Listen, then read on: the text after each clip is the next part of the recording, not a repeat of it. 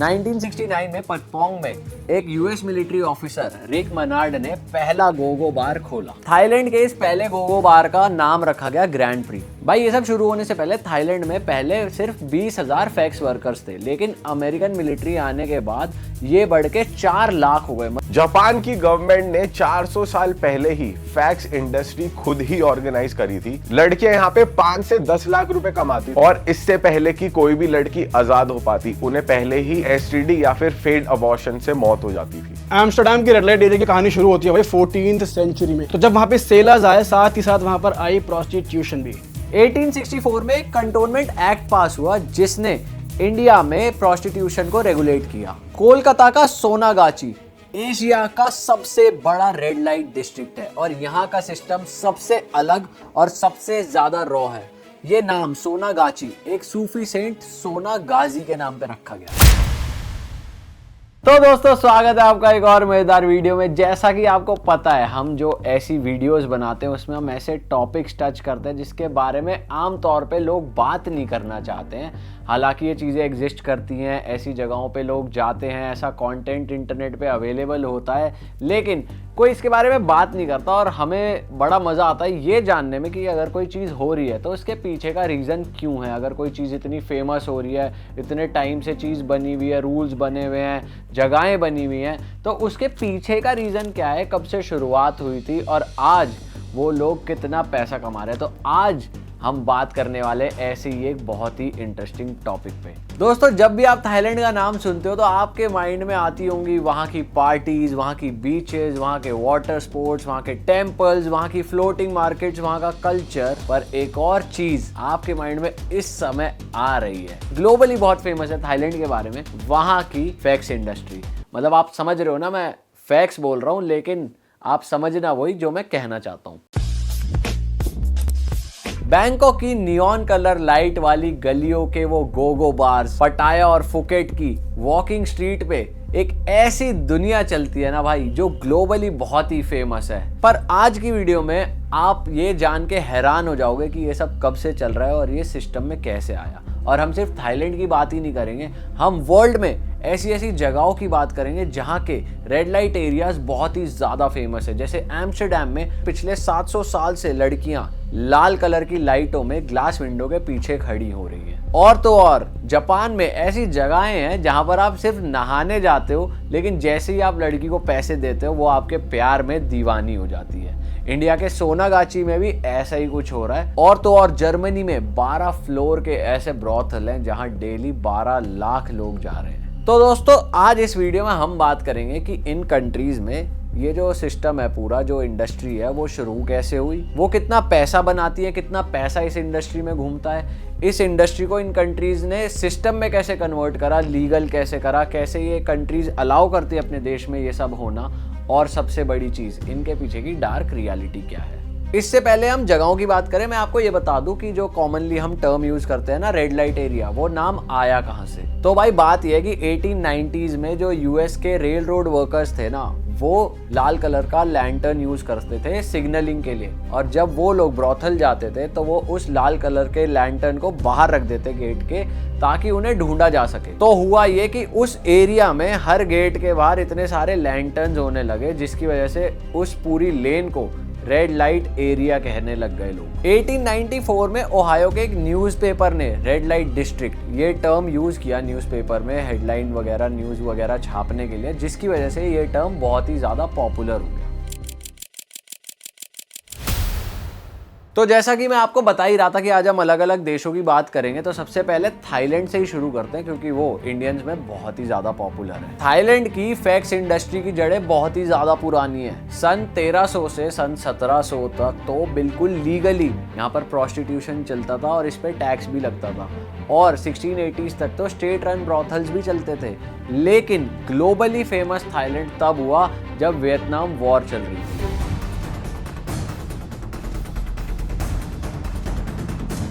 1964 में Vietnam war के time Thailand के पटाया के पास यूएस का पहला मिलिट्री बेस बना। यूएस गवर्नमेंट और थाईलैंड की गवर्नमेंट ने आपस में एक अग्रीमेंट किया कि वॉर के दौरान अमेरिकन सोल्जर्स थाईलैंड में आरएनआर यानी रेस्ट एंड रिक्रिएशन ले सकते हैं। 1969 में पटपोंग में एक यूएस मिलिट्री ऑफिसर रिक मनार्ड ने पहला गोगो बार खोला। थाईलैंड के इस पहले गोगो बार का नाम रखा गया ग्रैंड प्री। और भाई उस टाइम ना बहुत सारे अमेरिकन सोल्जर्स थाईलैंड में आते थे आरएनआर यानी रेस्ट एंड रिक्रिएशन के लिए, पर आर्मी सोल्जर्स में इसका एक नया नाम था आईएनआई यानी इंटॉक्सिकेशन एंड इंटरकोर्स। पटपोंग की गलियों में सीआईए के ऑपरेटिव्स बैठते थे, मतलब बिल्डिंग्स में ऊपर सेफ हाउसेस चल रहे हैं और नीचे नियॉन लाइटों में एक नई इंडस्ट्री जन्म ले रही थी। और ये इंडस्ट्री इतनी ज़्यादा पॉपुलर हो गई कि हर साल करीब 7 लाख अमेरिकन सोल्जर्स थाईलैंड आने लगे। भाई ये सब शुरू होने से पहले थाईलैंड में पहले सिर्फ 20,000 फैक्स वर्कर्स थे, लेकिन अमेरिकन मिलिट्री आने के बाद ये बढ़ के 4 लाख हो गए। मतलब आप समझ रहे हो 20 गुना बढ़ गए भाई, जिसमें बैंकॉक अकेले में 3 लाख फैक्स वर्कर थे। लेकिन ये फैक्स वर्कर्स बढ़ने की एक और साइड भी थी। लंदन स्कूल ऑफ इकोनॉमिक्स ने एक रिसर्च करी जिसमें ये बताया कि 1980s के टाइम एक क्रॉप प्राइस क्राइसिस आया था, जिसकी वजह से जो थाईलैंड के गरीब एरिया थे, रूरल एरियाज थे, वहां से एक मेजर चंक गरीब औरतों का शहर में आया और वो इन कामों में बढ़ने लगे। भाई अब बात करते हैं थाईलैंड में ये सिस्टम एक्चुअली काम कैसे करता है, क्योंकि थाईलैंड ने इस इंडस्ट्री को एक ऐसा स्ट्रक्चर दिया जो भाई किसी और देश में देखने को नहीं मिलता।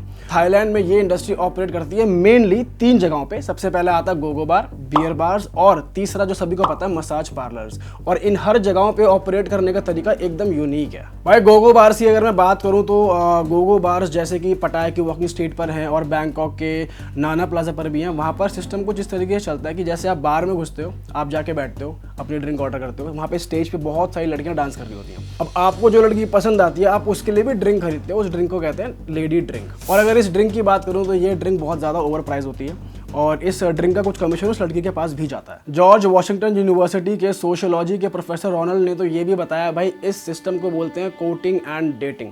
इसमें क्लाइंट को लगता है कि ये डेटिंग है और इसी पर पूरा सिस्टम खड़ा हुआ है। अब बात करते हैं अगर आप उस लड़की को क्लब से, उस बार से बाहर ले जाना चाहते हो तो वो आप कैसे लेके जाओगे भाई। तो आपको उस बार के ओनर को एक फीस देनी पड़ती है जिसे कहते हैं बार फाइन। ये बार फाइन एक तरीके से कंपनसेशन होता है। अगर उस लड़की की वर्किंग आवर्स चल रहे होते हैं, अगर उसकी शिफ्ट चल रही होती है तो आपको वो कंपनसेशन देना ही पड़ेगा। बाहर से निकलने के बाद वो लड़की टेक्निकली एक तरीके से फ्री हो जाती है। और अब जो आगे होगा वो इन 2 लोगों के बीच की बात है। गाइस अगर मैं एक अट्रैक्टिव बार गर्ल की बात करूँ ना तो वो एक दिन में 10 से ज्यादा लेडी ड्रिंक सेल करवा सकती है और बार फाइन ले सकती है। और अगर इनकी टोटल इनकम की बात की जाए तो भाई वो एक दिन में 5,000 बाट कमा लेती है, मतलब लगभग 14 से 15,000 रुपये। अगर इसे कंपेयर किया जाए थाईलैंड के फैक्ट्री वर्कर के साथ तो वो कमाते हैं 400 से 500 बाट, यानी 1400 से 1500 रुपये। मतलब देख रहे हो भाई 10 गुना से भी ज़्यादा। तो भाई यही इनकम गैप एक मेजर रीज़न बनता है इन लड़कियों का इस सेक्स इंडस्ट्री में खिंचने का। अच्छा इससे पहले मैं आगे बढ़ूँ, बहुत से लोग ये सोच रहे होंगे यार ये तुम कैसी वीडियो बना रहे हो, ये कैसी इन्फॉर्मेशन तुम लोग दे रहे हो। यार मैं ये बता दूँ, सबसे पहले तो जो लोग थाईलैंड घूम के आ चुके हैं उनको पता है, वो लोग तो भाई मजे लेके आ चुके हैं, उनको पता है ये सिस्टम चलता कैसे है। लेकिन जो लोग नहीं गए हैं उनको भी तो बताना पड़ेगा ना जी। तो ये उनके लिए एक इन्फॉर्मेशन है भाई, तुम लोग भी जान लो देश विदेश में चल क्या रहा है और ये सिस्टम काम कैसे करता है। तो अब बात करते हैं मसाज पार्लर्स की। भाई थाईलैंड में कुछ मसाज पार्लर्स को सोपी मसाज पार्लर भी कहा जाता है, जहाँ पे सो कॉल्ड सोपी मसाज होती है।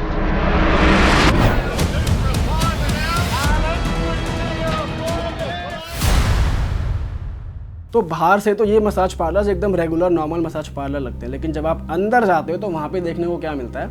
आप एंटर करते हो, एक बहुत बड़ी ग्लास विंडो है जिसके उस तरफ लड़कियां बैठी होती हैं और उन लड़कियों के यहाँ पे नंबर टैग लगा हुआ है, मतलब बिल्ले लगे हुए हैं, उस पर अलग अलग नंबर्स हैं। तो आपको जो लड़की पसंद आती है आप उस नंबर को कॉल आउट करते हो। आप पहले पेमेंट करते हो, फिर वो लड़की आती है, आपको प्राइवेट रूम में ले जाती है और प्राइवेट रूम में जाने के बाद मसाज चालू होती है। मसाज तो खैर क्या चालू होती है हम सभी को पता है वहाँ पे क्या होता है, लेकिन लीगली उसको वहाँ बोला जाता है कि ये एक मसाज हो रही है, एक मसाज सर्विस है, बट प्रैक्टिकली पूरी दुनिया में सभी को पता है कि अंदर हो क्या रहा है। और भाई इस सिस्टम को चलाने वाले अगर सबसे फेमस आदमी की बात करूं तो उनका नाम है शुवित। हो सकता है मैं गलत प्रोनाउंस कर रहा हूँ, यहाँ पर पूरा नाम लिखा रहा, गूगल कर लेना। इनकी अगर बात की जाए तो इनके पास 6 से ज़्यादा मसाज पार्लर थे भाई एक टाइम पे, जहाँ पे 2000 से ज़्यादा औरतें काम करती थी। और अगर इनकी इनकम की बात करूँ तो भाई ये एक दिन में 10 लाख बाट से भी ज़्यादा कमाते थे, मतलब लगभग 29 से 30 लाख रुपए ये डेली कैश में कमाते थे। और भाई इनको थाईलैंड का गॉड फादर ऑफ फैक्स भी कहा जाता था। भाई इसने बाद में ये भी रिवील किया था कि इसने एक टाइम पे 70 मिलियन भाट यानी लगभग 20 करोड़ रुपए रिश्वत भी दिया पुलिस को और बड़े बड़े पॉलिटिशियंस को। और तो और भाई वीआईपी पुलिस वाले यहाँ पर आकर फ्री में मसाज लेके जाते थे। और भाई आज की अगर मैं बात करूँ तो थाईलैंड की ये इंडस्ट्री 6.4 बिलियन डॉलर का एनुअल रेवेन्यू जनरेट करती है, लगभग बनता है 14 से 15% जीडीपी का। और भाई सबसे तगड़ी बात, मतलब सबसे ज्यादा आयरॉनिक बात, थाईलैंड में ये इंडस्ट्री इलीगल है। तो भाई थाईलैंड की तो हमने बहुत ज्यादा बात कर ली कि क्या होता है वहां पे एग्जैक्टली। अब बात करते हैं जापान की।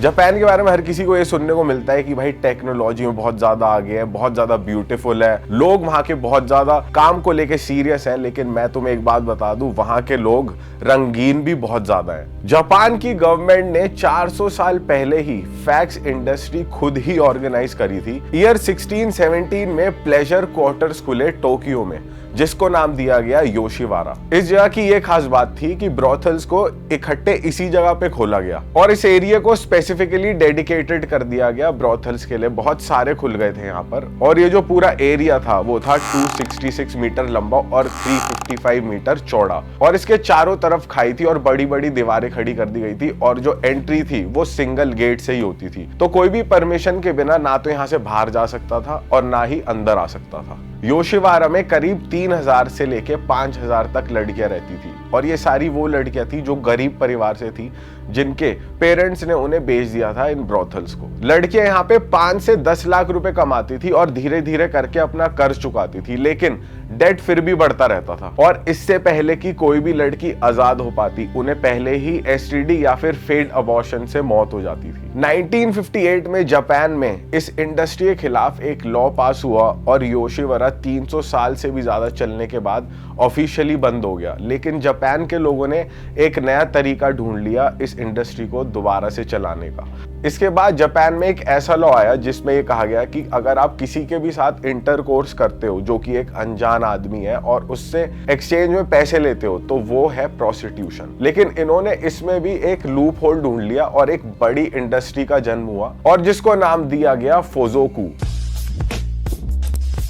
फुजोकू इंडस्ट्री का सबसे बड़ा एग्जाम्पल है सोप लैंड्स, जो कि योशिवारा की जमीन पे ना आज तक चल रहे हैं। सोप लैंड का जो कॉन्सेप्ट है वो कुछ ऐसा है कि अगर कोई इंसान इन पार्लर्स में आता है तो उनकी एक लड़की से बातचीत होती है, उसके बाद वो उनको नहलाने ले जाती है, उसके बाद उनकी बातचीत होती है, आपस में प्यार हो जाता है, जिसके बाद लड़की ऑफर करती है मसाज का।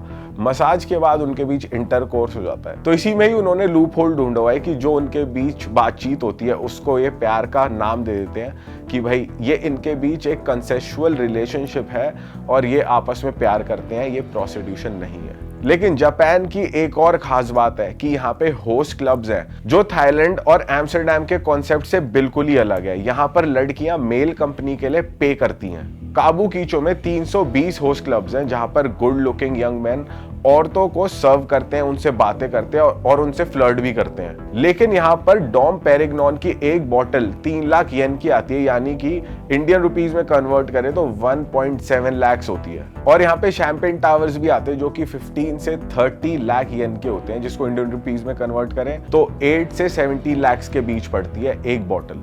तो यहाँ पे जो लड़के होस्ट कर रहे होते हैं उनके पास मौका होता है करोड़ों में रुपए कमाने का। लेकिन इस क्लब की एक डार्क रियलिटी ये है कि ये क्लब उधार पर चलता है। तो औरतें उधार पर शैंपेन टार्स मंगाती हैं, टकीला मंगाती हैं और जब खर्चा लाखों में पहुंच जाता है, उधार बहुत ज्यादा चढ़ जाता है उन पर, तो जो होस्ट हैं, जो लोग उनको सर्व कर रहे होते हैं, वो उनको सजेस्ट करते हैं फैक्स वर्क करने के लिए। एक औरत ने 25 मिलियन येन डेट अक्यूमुलेट कर लिया था, यानी 1.4 करोड़ रुपीस, और जिसको चुकाने के लिए हांगकांग, मकाओ और जापान में उसको फैक्स वर्क करना पड़ा। तो भाई जापान एक ऐसी कंट्री है जहां पर ये सब इलीगल है, लेकिन फिर भी सरेआम सब कुछ हो रहा है, कुछ भी नहीं देख रहे लोग। तो भाई अब बात करने वाला हूं मैं एम्स्टर्डम की। आपने सुन लिया थाईलैंड में कैसे सिस्टम वर्क करता है, जापान में कैसे वर्क करता है। अब बात करते हैं नीदरलैंड का ये शहर एम्स्टर्डम, जहां पर दुनिया का सबसे ज्यादा फेमस रेड लाइट एरिया कहा जाता है। उस एरिया का नाम है डी वॉलन स्ट्रीट। हालांकि मैं आप लोग को बताऊं, हम लोग भी एम्स्टर्डम घूम के आ रखे हैं। हमने वो स्ट्रीट पूरी एक्सप्लोर करी हुई है, लेकिन ऑब्वियसली बात है हम लोगों ने वो एक्सपीरियंस नहीं लिया, लेकिन हमने देखा है कि वहाँ पे रेड लाइट एरियाज किस तरीके से वर्क करते हैं, कैसे कस्टमर्स आते हैं, किस तरीके से बातें होती हैं। एम्स्टर्डम की रेड लाइट एरिया की कहानी शुरू होती है भाई 14th सेंचुरी में। एक टाइम पे एम्स्टर्डम बहुत ही फेमस, बहुत ही मेजर एक ट्रेडिंग पोर्ट था। तो जब वहाँ पे सेलर्स आए, साथ ही साथ वहाँ पर आई प्रोस्टिट्यूशन भी। भाई एम्स्टर्डम का जो इस इंडस्ट्री का काम करने का तरीका है ना, सबसे ज्यादा यूनिक और एकदम हटके है, क्योंकि यहाँ पे लेजिट विंडो शॉपिंग होती है। ये जो डी वॉलन एरिया है ना भाई, यहाँ पे सिंगल रूम कैबिन्स हैं 300। इन कैबिन के अंदर लड़कियां खड़ी होती हैं। उन कैबिन के बारे में अगर मैं आपको बताऊं, सामने एक ग्लास विंडो या डोर होता है, उस विंडो या डोर के पीछे वो बंदियां खड़ी होती हैं जो वर्कर्स होती हैं, और इन कैबिन में लाइट्स होती हैं रेड, पिंक या ब्लू। इसका भी एक सिग्निफिकेंस है, मैं आपको बताता हूँ भाई। रेड और पिंक लाइट का मतलब होता है रेगुलर प्रोस्टिट्यूशन है, लाइट ब्लू है इसका मतलब जो अंदर वर्कर काम कर रही है वो ट्रांसजेंडर है। भाई यहाँ पे क्लाइंट्स लिटरली गली में चलते हैं और उस विंडो के उस तरफ जो लड़कियां खड़ी हैं उनको देखते हैं, एक तरीके से ब्राउज करते हैं, और अगर उनको वो लड़की पसंद आती है, वो वर्कर अच्छी लगती है, तो वो जाकर विंडो पे या फिर डोर पे नॉक करते हैं। नॉक करने के बाद वो वर्कर गेट खोलती है, वहाँ पे सर्विस और प्राइस वगैरह नेगोशिएट होता है प्रॉपर पूरा बैठ के, और उसके बाद अगर डील डन हो जाती है तो रेड कर्टन लग जाता है, और अगर डील डन नहीं होती है तो फिर दरवाजा बंद हो जाता है और बंदा हो जाता है बाहर। भाई और तो और एम्स्टर्डम में तो एक बहुत ही हिस्टोरिक ब्रोथल में एक म्यूजियम बना दिया गया था, म्यूजियम ऑफ प्रोस्टिट्यूशन, जहाँ पर टूरिस्ट लेजिट जाकर एक्सपीरियंस करते हैं कि उस विंडो के पीछे क्या होता होगा। सोचो भाई कितने चटक लोग हैं यार, मानना पड़ेगा। भाई एम्स्टर्डम के बाद आता है जर्मनी। अब अगर मैं आपको जर्मनी के बारे में बताऊंगा तो भाई आपकी आंखें वाकई में फटी की फटी रह जाएंगी।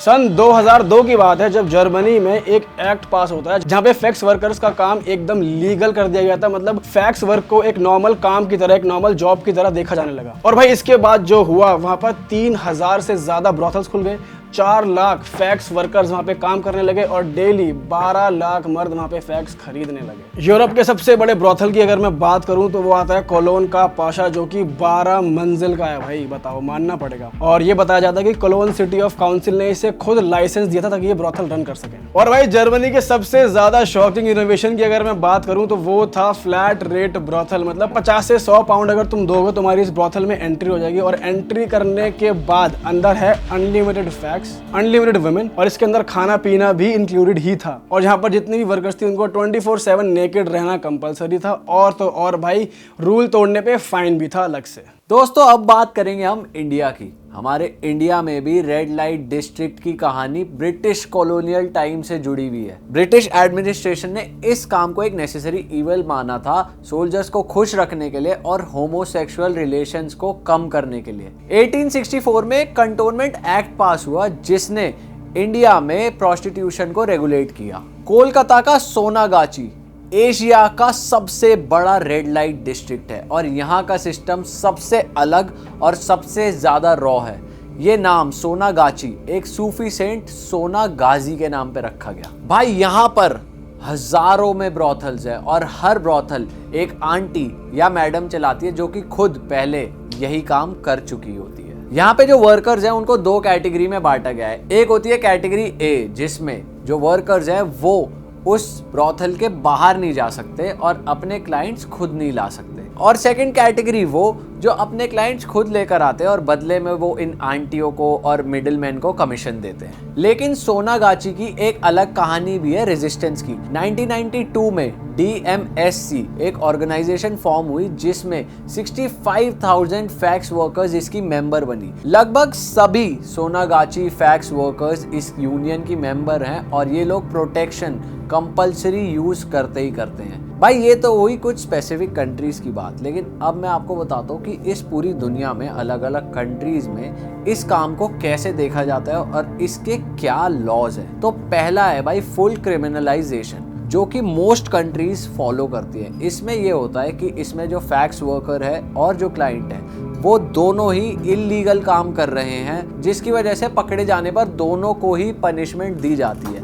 पर इसके साथ प्रॉब्लम ये आती है कि ऐसी कंट्रियां जो ये रूल अप्लाई करती हैं वहां पर अंडरग्राउंड और इलीगल तरीकों से ये काम फिर भी चलता है, जिसकी वजह से गवर्नमेंट इनको रेगुलेट नहीं कर पाती और इन फैक्स वर्कर्स के साथ कोई हेल्थ चेकअप्स भी नहीं हो पाते या कोई रूल्स और रेगुलेशंस नहीं बना पाते, जिससे ह्यूमन ट्रैफिकिंग और ये इलीगल काम ज़्यादा प्रमोट हो जाते हैं। दूसरा है भाई फुल लीगलाइजेशन, जो कि नेदरलैंड्स और जर्मनी जैसे कंट्रीज ने कर रखे हैं। अब वो ये कहते हैं कि इसका ये फ़ायदा है कि एटलीस्ट हम रूल्स एंड रेगुलेशंस बना सकते हैं, रेगुलेट कर सकते हैं इस काम को।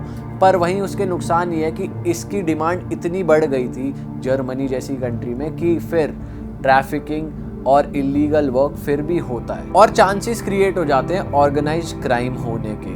तो ये इसके कुछ नुकसान हैं। तीसरा है नॉर्डिक मॉडल। ये अपनाया नॉर्वे, स्वीडन, कनाडा ऐसी कंट्रीज ने। इसमें क्या होता है, जो फैक्स वर्कर है उसको कोई पनिशमेंट नहीं होगी। हो सकता है कि वो मजबूर हो, किसी मजबूरी में ये काम कर रही है, गरीब है, उसको कोई पनिशमेंट नहीं होगी। लेकिन अगर उसके पास कोई कस्टमर आता है या कोई मिडिल मैन आता है जो उससे ये काम करवाता है, उसको पूरी सजा होगी। 1999 में स्वीडन ने ये रेवोल्यूशनरी अप्रोच अपनाया, जिसके बाद उनका ये कहना था कि भाई स्ट्रीट पे ये फैक्स वर्क बिल्कुल आधा हो गया और बाकी कंट्रीज ने भी स्वीडन को देख के फिर ये रूल अपना लिया। चौथा है भाई फुल डीक्रिमिनलाइजेशन। न्यूजीलैंड में 2003 में एक प्रोस्टिट्यूशन रिफॉर्म एक्ट पास हुआ, जिसकी वजह से हुआ ये कि फैक्स वर्क को भी एक नॉर्मल जॉब की तरह ट्रीट करा जाने लगा। ये किसी भी तरह का क्राइम नहीं है और फैक्स वर्कर्स के राइट्स को भी प्रोटेक्ट किया जाता है, जिसकी वजह से ये फैक्स वर्क वाले केसेस बड़े नहीं बल्कि कंट्रोल और रेगुलेट किए जा सके। तो भाई इसी के साथ खत्म करते हैं इस वीडियो को। इस वीडियो में हमने आपको बताया कि कैसे इस काम को दुनिया भर में चलाया जाता है। कुछ कंट्रीज हैं जो इसको रेगुलेट करके चलाती है, कुछ कंट्रीज होती हैं जिसमें ये इलीगली चल रहा है, लेकिन ये काम से कोई कंट्री बच नहीं पा रही है। हर कंट्री में ये काम हो ही रहा है और इस टॉपिक को टच करने का इंटेंट हमारा यही था कि कुछ ऐसे टॉपिक आपके लिए लेकर आए जिसके बारे में सबको पता है कि क्या हो रहा है, पर कोई खुल के बात नहीं करता और इस बारे में अवेयरनेस होने में कोई खराबी नहीं है, ताकि अगली बार आप इन कंट्रीज़ में जाओ तो आपको बचना कैसे है या इन्वॉल्व होना है तो कैसे होना है, क्या रूल्स है, आपको थोड़ा सा पता रहे, आप थोड़े अवेयर हो जाओ। हमारा पर्पस सिर्फ और सिर्फ अवेयरनेस था इस वीडियो में, और जो भी बातें हमने कही ये सब फैक्ट्स के साथ कही हैं, तो हम अपनी तरफ से इसमें कुछ भी नहीं बना रहे हैं। अगर आपको ये लग रहा है कि ये कैसे कैसे टॉपिक पे वीडियो बना रहे हैं, तो मैं आपको बता दूं कि हमने कई इंटरेस्टिंग टॉपिक्स पे भी वीडियो बनाई है, जैसे डीप सी क्रीचर्स हो गए, रशियन माफिया हो गया, और भी पूरी लिस्ट हम डिस्क्रिप्शन में डाल रहे हैं लिंक्स। आपको आपका टॉपिक मिल जाए इंटरेस्टिंग वाला तो आप उस पर टैप करके वो वीडियो देख लेना। और ऐसी वीडियोस आपको कैसी लग रही हैं ज़रूर कमेंट करके बताएं। हम मिलेंगे आपसे नई वीडियो में। Till then bye bye, take care, see you, ta-ta. और पॉडकास्ट तो आते ही रहेंगे तो उन्हें भी देख लेना, सब्सक्राइब कर दो हमारे चैनल को। Bye bye.